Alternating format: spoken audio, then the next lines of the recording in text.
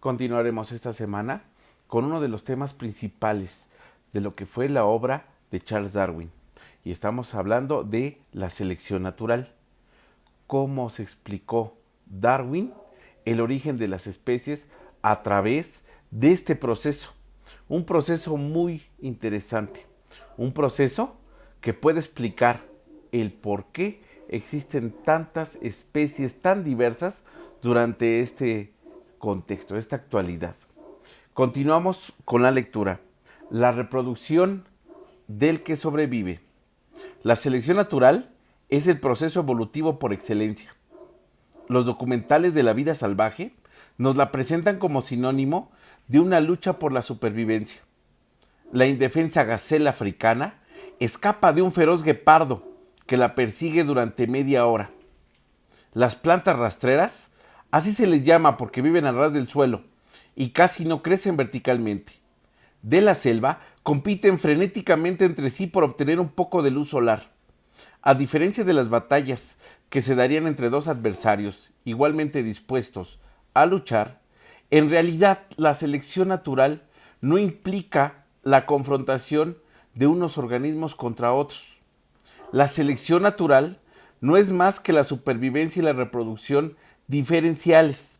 En algunas poblaciones naturales existe un diferencial o variación en la probabilidad de sobrevivir y reproducirse debido a algunas características del organismo que está relacionada con su desenvolvimiento en el medio ambiente.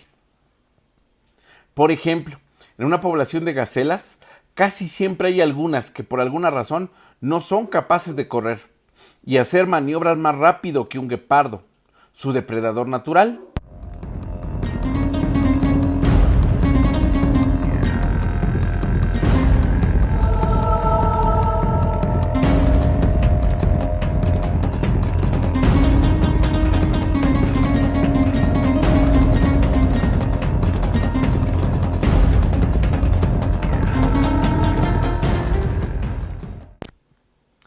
Estas tienen menores probabilidades de sobrevivir y por tanto de reproducirse.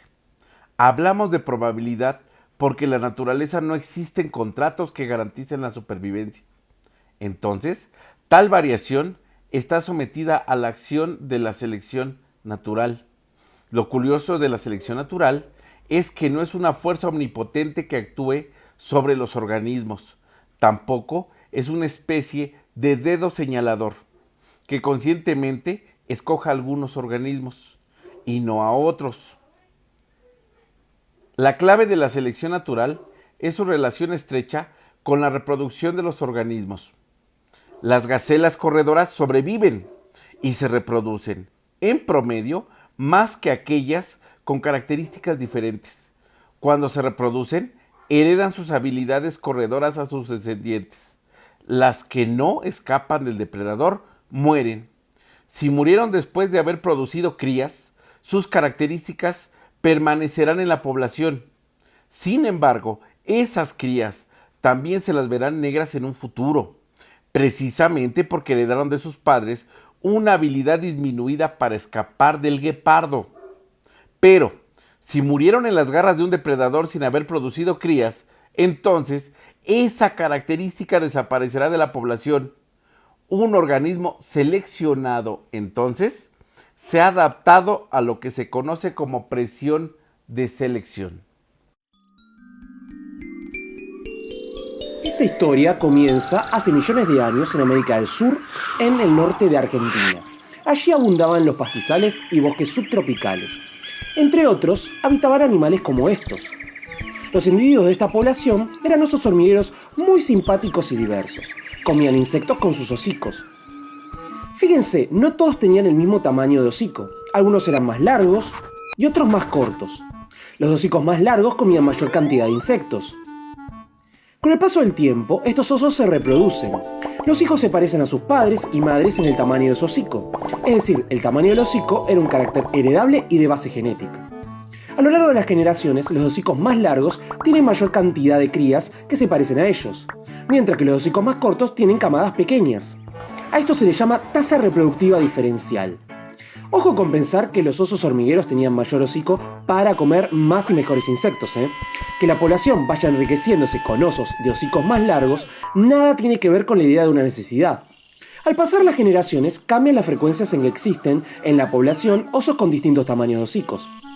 Este fenómeno se conoce como selección natural y ocurre siempre que en una población haya variabilidad con base genética y heredable y que a su vez esa variabilidad tenga algún efecto sobre la tasa reproductiva de los individuos. Si bien la selección natural opera sobre los individuos, el fenómeno se ve a nivel poblacional. Cada individuo por sí solo no evoluciona, lo que evoluciona es la población y no tiene ningún fin, dirección ni propósito. Selección o perfección. No hay organismos perfectos. La selección natural no es una madre naturaleza que actúa con un propósito, el de lograr la perfección, por ejemplo. ¿Qué tienen en común los osos polares, los tigres de Bengala y los chacales de África? Los tres son depredadores, pero entre ellos no hay mejores y peores. La realidad es que los tres se han adaptado al medio en el que viven, tanto así que están vivos. Lo que pasa es que sus adaptaciones han surgido en contextos diferentes. La selección natural es solo un proceso y sus consecuencias dependen del medio en que se desarrollan los organismos, en el tiempo y el espacio. Las condiciones en que viven los seres vivos cambian de una región a otra y no han sido las mismas a lo largo de los millones de años de historia de la vida sobre el planeta. Por eso, características que hoy son adaptaciones, por ejemplo, las semillas resistentes a las sequías de muchas plantas de zonas con estacionalidad muy fuerte, podrían no ser adaptaciones en el futuro, si dentro de unos miles de años las lluvias se repartieran homogéneamente a lo largo del año. Veamos el siguiente ejemplo con una población de escarabajos. La población de escarabajos se muda a un lugar donde las rocas son muy oscuras. Algunos de estos escarabajos son verdes y otros marrones, debido a la variación genética natural. Dado que el lugar es oscuro, los escarabajos verdes llaman más la atención que los marrones y son devorados con mayor frecuencia por los pájaros. Por ello, tienen menos posibilidades de llegar a la edad reproductiva y dejar descendencia.